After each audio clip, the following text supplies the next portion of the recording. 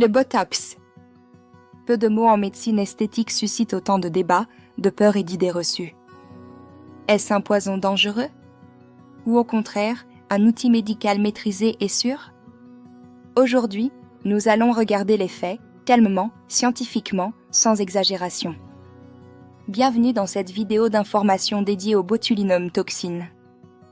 Le botulinum toxine, souvent appelé simplement Botox, est une protéine d'origine naturelle produite par une bactérie.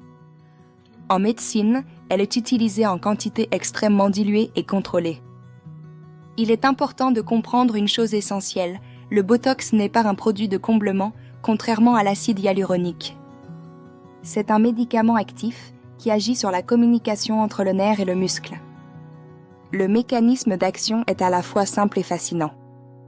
Normalement, un nerf envoie un signal électrique à un muscle pour lui dire de se contracter. Le botulinum toxine bloque temporairement ce signal.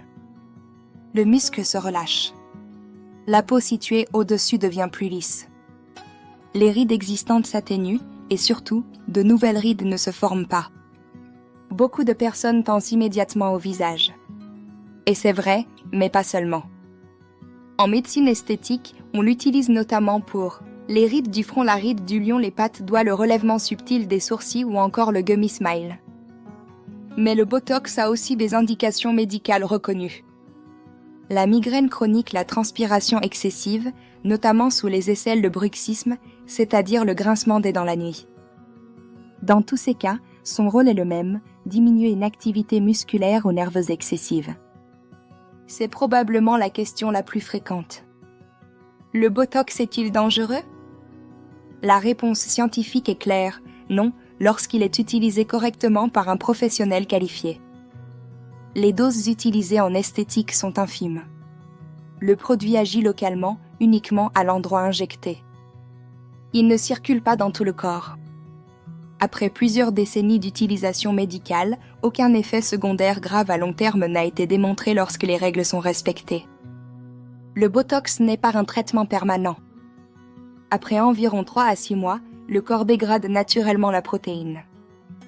Les connexions nerveuses se régénèrent progressivement et le muscle retrouve sa fonction normale. Pour maintenir le résultat, les injections doivent être renouvelées. C'est aussi ce qui rend ce traitement réversible et contrôlable. Et voici le point le plus important.